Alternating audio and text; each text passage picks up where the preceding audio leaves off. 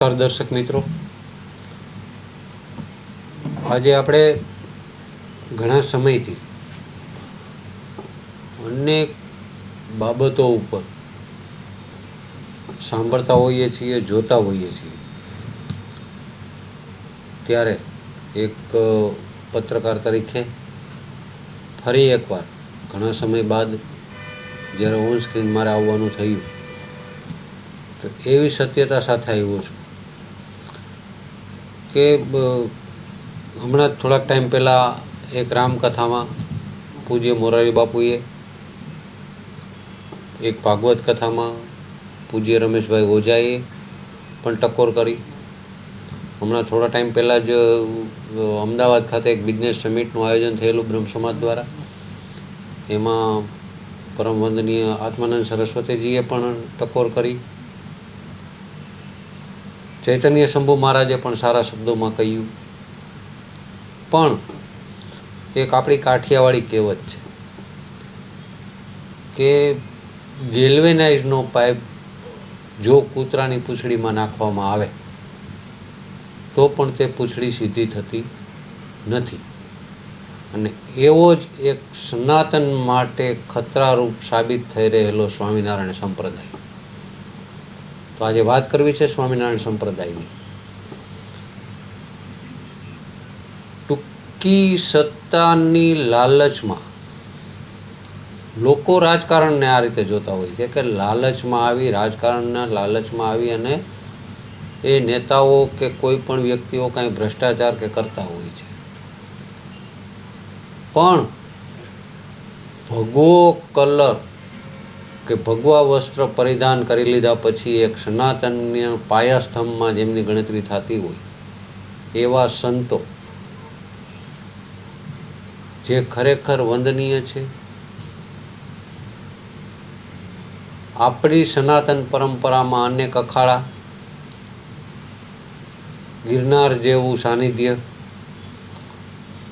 આવા અનેક ધાર્મિક સ્થાનો અને જે આદિકાળથી આવેલા આવતા મહાદેવ, બ્રહ્માજી, વિષ્ણુ, ભગવાન શ્રી રામ, ભગવાન શ્રી કૃષ્ણ અથવા અનેક દેવી દેવતાઓ વિશે આપણે જાણીએ છીએ કે વર્ષો પહેલાં આપણા ઋષિ મુનિઓએ અનેક ગ્રંથો લખ્યા અને એમાં એનો ઉલ્લેખ કર્યો. પણ છપૈયા જેવા એક નાના એવા ગામમાં એક સામાન્ય પરિવારમાં જન્મ લઈ અનેક સંતો છે કે જે નાના પરિવારમાં પોતે જન્મ લીધો હોય અને એક શુદ્ધ અને સંસ્કૃતિની ધરોહર સમાન સંસ્કૃતિનું જતન કરનાર, સનાતન ધર્મને બચાવનાર સંત તરીકે એ વ્યક્તિ પૂજાણા હોય. અને તેવી જ રીતે છપૈયામાં જન્મ લીધા બાદ સ્વામિનારાયણ ભગવાન પણ એક સંત તરીકે પૂજાણા. સંત તરીકે, ભગવાન તરીકે નહીં, સંત તરીકે પૂજાણા. અને લોકોએ એમને સ્વીકાર્યા. એમના વિચારોથી પ્રેરાય અને ધર્મની રક્ષા થઈ રહી છે. આવા વિચારોથી અનેક અનુયાયીઓ, અનેક સંતો, અનેક લોકો એમની સાથે જોડાણા અને એ સંસ્થા કે એ સંપ્રદાયનો એક વ્યાપ વધતો ગયો. સંપ્રદાય છે, આ કોઈ સનાતન ધર્મ નથી. મિત્રો, તમને વારંવાર એટલે કહું છું કે જો સનાતન ધર્મ સાથે સંકળાયેલી કોઈ પણ વ્યક્તિ હોય તો એ સનાતન ધર્મ વિશે તો કાંઈ અભદ્ર બોલે જ નહીં. અને વંદનીય હતા ભગવાન સ્વામિનારાયણ, ગુણાતીતાનંદ સ્વામી કે આવા અનેક સંતો જે પ્રમુખ સ્વામી સુધી જે સંતો થઈ ગયા તે ખરેખર વંદનીય હતા, પૂજનીય હતા. અને આજે પણ સનાતન ધર્મમાં માનનારા લોકો પણ તેમના ફોટા તેમની ઘરે રાખી અને પૂજા કરે છે. પણ એ સંતોના જે માનો કે અનેક અનુયાયીઓ અને અનુયાયીઓ પછી જે તે સંત બની બેઠા અને એ સંત બન્યા પછી એમણે પોતે જે વાણી વિલાસ કર્યા અને સનાતન ધર્મમાં ભગવાન શિવ, બ્રહ્મા, વિષ્ણુ, મહેશ, પછી કૃષ્ણ, રામ, હનુમાનજી, બીજા દેવી દેવતાઓ વિશે જે અભદ્ર વાણીઓ વિલાસ કરતા રહ્યા, આ નીચ કક્ષાના, હીન કક્ષાના અને મૂળ જ્ઞાતિ એમની કઈ છે તે તેમને પણ ખબર નથી કે એમના માતાને પણ ખબર નથી, એવી કક્ષાના આ સંતો, ને હું સંતો નથી કહેતો, પણ એક વ્યભિચારી ફક્ત પોતાને 3 ટાઈમ મંદિરનું મફતનું જમવાનું મળે છે, એ 3 ટાઈમ જમી અને સેવકો પાસે પોતાનો હાવભાવ એવો દેખાડી સંતો સમજી અને લોકો એને પગે લાગે, આમાં છકી ગયેલા, આવા દેખાદેખીમાં છકી ગયેલા, સાંજે 6 વાગ્યા પછી 7 વાગ્યા પછી પોતાના રૂમમાં પોતે કેવા કેવા કાર્યક્રમો કરે છે એ પણ સનાતની ધર્મના લોકો જાણે છે. અને આ જે છકી ગયેલી કોમ, આના કરતાં હું ખરેખર એન્ટી હિન્દુ કે એન્ટી સનાતની, કે જે અનેક લોકો મુસ્લિમ સમુદાયમાંથી આવે છે એમને પણ હું વંદન કરું છું. કારણ કે એમના ખતરા કરતાં આ લોકોનો ખતરો સનાતન ધર્મ પર વધારે છે. જો આ લોકોને બંધ કરવામાં નહીં આવે અને રોડ ઉપર લઈ આવી અને દોડાવીને મારવામાં નહીં આવે ત્યાં સુધી આ લોકો સુધરશે નહીં.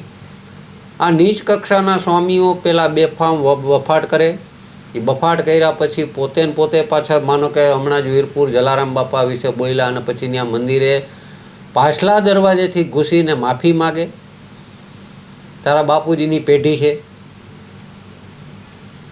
તું કઈ કક્ષાનો સંત છો, તારું પોતાનું મૂળ ઉદ્ગમ સ્થાન શું છે, તું તારી ઘેરે જઈને પૂછી લે કે ખરેખર તું ક્યુ બ્લડ છો, એ પણ ઘરે ખબર નથી કોઈને. અને આ રીતે જન્મ પામેલો તું વ્યક્તિ આવો, એ એક નહીં, આવા બફાટ કરતા અનેક સંતો વિશે હું કહું છું, અનેક સ્વામિનારાયણ ધર્મને બદનામ કરતા તત્વોને હું કહું છું. તમે આવો જુનાગઢમાં, અમારું જવાહર રોડનું સ્વામિનારાયણ મંદિર, બાપુ આજે પણ અમારે પ્રેમ સ્વરૂપદાસજી પીપી સ્વામી, મહાદેવની પૂજા થાય, 3 ટાઈમનો ભોગ ધરાય. કેમ કોઈ બધા સ્વામીને હું એક ચારણે નથી ગણતો, છે અમુક સંતો અમે પગે લાગીએ છીએ. જવાહર રોડ સ્વામી મંદિર જુઓ, સ્વામિનારાયણ સંપ્રદાયનું જ એક મંદિર છે, વડતાલ થઈ જાય એનો કંટ્રોલ થાય છે, પણ સંત છે એ સંતને કઈ મર્યાદામાં રહેવું. અમારા ચેરમેન સ્વામી છે, અમે પોતે જઈને ત્યાં પગે લાગીએ છીએ. આવી રીતે સાળંગપુરનું મંદિર છે, અમે ત્યાં જઈને પગે લાગીએ છીએ. આ લોકોને સંત તરીકે લોકોમાં કઈ રીતે રહેવું એ એને આવડે છે, પણ તમારે બસ સ્ટેજ ઉપર કથા બોલવી. અરે નીચ કક્ષાના સંત, તને ખબર છે તું જે ભાગવત બોલો છો એ ભાગવતના સ્થાપક કોણ છે? શિક્ષાપત્રી તું વાંચે છે, શિક્ષાપત્રીનું એડિટિંગ શું કરવા કરે છે? જે ખરેખર સ્વામિનારાયણ ભગવાને જે શિક્ષાપત્રી લખી એ વાંચ ને. તને તો ખરેખર ક્યાંય મોક્ષ નહીં મળે, પણ મોક્ષ મળવાને પાત્ર પણ નથી. અને ખરેખર તારા જેવા સંતોને તો ગામમાં દોડાવીને મારવાની જરૂર છે. અને તું પાછો બોલેશ કે હું સંત છું. તને તારા ગામમાં 5 જણા સારી રીતે ઓળખે છે, તો જો તને ગામમાં કોઈ ઓળખતું નથી એટલે તું ત્યાંથી ભાગીને સંત બન્યો. અને છતાં પણ તને એક સંત તરીકે લોકોએ સ્વીકાર્યો છે, તું તારી મર્યાદામાં રહે. સનાતન ધર્મની ગોખોદમાં જ્યારે સનાતની જાગશે અને એ સનાતની જ્યારે બહાર આવશે ત્યારે તને ખબર નહીં પડે કે હવે હું ક્યાં જાઉં, કઈ બાજુ જાઉં, કઈ બાજુ ભાગવું, અથવા પાછો આવ્યો ન્યા વયો જાઉં. તને ખબર નહીં પડે કે તારે કઈ બાજુ જવું જોઈએ, રસ્તો તને નહીં મળે. તો આજે હું તને હજી અમારા સનાતન ધર્મ વતી એક સનાતની તરીકે એક રિક્વેસ્ટ કરું છું કે સ્વામિનારાયણ સંપ્રદાય એ સંપ્રદાય છે, એ સંપ્રદાયને લોકો પૂજે છે. એ લોકો પૂજે છે એનું કારણ તમારા જે પહેલાં જે થઈ ગયેલા સ્વામીના સંતો, જે પ્રમુખ સ્વામી સુધીની જે આખી શ્રેણી હતી, એને હિસાબે તમને પૂજે છે. તમારા જેવા હલકી કક્ષાના, નીચ કક્ષાના અત્યારે બની બેઠેલા સંતોને હિસાબે સ્વામિનારાયણ ધર્મ નથી પૂજાતો. એટલે તમે તમારી મર્યાદામાં રહ્યો. ઘણો બધો તમે સારા કાર્યો કર્યા છે, કરો છો. તમે નહીં, તમારી ગઈ પેઢીએ, તો એને તમે આગળ વધારો. પણ તમારી સસ્તી પ્રસિદ્ધિ મેળવવા માટે તમે બેફામ બફાટ કરી સ્ટેજ ઉપર અને જે બોલો છો, તમારા ભગવા લુગડા તો નહીં રહેવા દઈએ, પણ ચડી પણ નહીં રહેવા દઈએ. તમારી લંગોટ પણ કાઢી નાખવામાં આવશે. તો મહેરબાની કરી અને હજી પણ સુધરવું હોય તો સુધરી જજો. હું એક સનાતની તરીકે કહું છું, અને સનાતની તરીકે મારે કહેવાનો મારો અધિકાર પણ છે. તમારી નીચ હલકી કક્ષાની માનસિકતાને બદલવાની હજી પણ કોશિશ કરી લ્યો. આ પૂરા સનાતન ધર્મના રક્ષકો તરફથી એક અલ્ટિમેટમ તમને કહેવામાં આવે છે. અને ખરેખર જો તમે જે સંતો વાણી વિલાસ કરે છે અને જે લોકો સ્ટેજ ઉપર પોતાની સસ્તી પ્રસિદ્ધિ મેળવવા માટે આવું બોલે છે, એ એકવાર એમની ઘરે જાય અને એમના માતા પિતાને પૂછે કે ખરેખર મારું પોતાનું લોહી કયું છે. એ એકવાર પૂછી લ્યો. તમારા ઘરે પણ ખબર નથી, ખાલી આધાર કાર્ડમાં જ પપ્પાનું નામ લાગ્યું છે. તમારા ઓરિજિનલ શું છે એ તો જાણી લ્યો પહેલાં. અને એ જ જો નામ ફેર હશે ને તો જ તમારો આ બફાટ થતો હોય. એટલે તમે કોની સંતાન છો એ તમને ખબર નથી. તમને તો નહીં, પણ ઘરે ખબર નથી કે તમે ખરેખર કોની સંતાન છો. તમારા ઘરે તમને ખબર નથી કે આ કઈ પેદાશ છે. તો હજી આ વોર્નિંગ આપીએ છીએ, સનાતન ધર્મ તરફથી વોર્નિંગ આપું છું. હજી તમે તમારી રીતે સુધરી જાજો. તમારી માફી માગવાથી સનાતન ધર્મની કોઈ જે માન મર્યાદા હણાય છે એનું સમાધાન નથી થતું. સનાતન ધર્મના લોકોને તમે જેટલા ભોળા માનો છો એટલા ભોળા પણ નથી. માફ કરી દે છે ને એ એમની મહાનતા છે સનાતનીઓની. પણ જ્યારે પાણીનો ઘડો ભરાઈ જશે અને એ છલકાઈ જશે ને ત્યારે તમારે ક્યાં રસ્તે ભાગવું ને તમને ખબર નહીં પડે. એટલે જે બીજા સંતો સ્વામિનારાયણ સંપ્રદાયના કે અમારા જે દરેક અખાડાના જે સંતો જે મર્યાદામાં જે રહે છે એ રીતે રહેતા શીખો. દરેક સ્વામિનારાયણ સંપ્રદાયના આવા લેભાગુ સંતોને હજી એકવાર વોર્નિંગ આપું છું.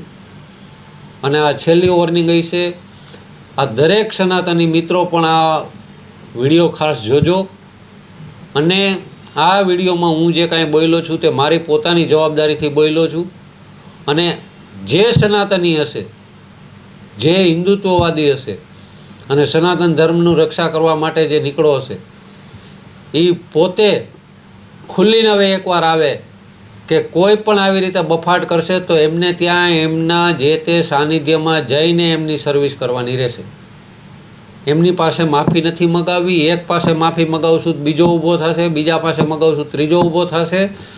આને ફક્ત ને ફક્ત એના ભગવા ઉતારી અને એને જે ઓરિજિનલ જે કપડાં પહેરતો હતો એના બાપે દીધેલા એ કપડામાં પાછો લઈ આવો. આ સનાતનીઓને વિનંતી કરું છું. અને આજે આ સાથે અમારા અમુક સનાતની મિત્રો સાથે અમે એવી મુહિમ ઉપાડવા જઈ રહ્યા છીએ કે હવે એક પણ સ્ટેજ ઉપરથી આવું ક્યારેય પણ સાંભળવા મળશે તો તે સ્ટેજ ઉપર અથવા તો જે તે બોલનારો સ્વામી જે હશે અથવા સનાતન ધર્મ વિરુદ્ધ જે કોઈ બોલનાર વ્યક્તિ હશે એમના ઘર સુધી કે એમની જગ્યા સુધી અમે પહોંચી જશું. મહાદેવર. જય પરશુરામ. જય જય શ્રી રામ.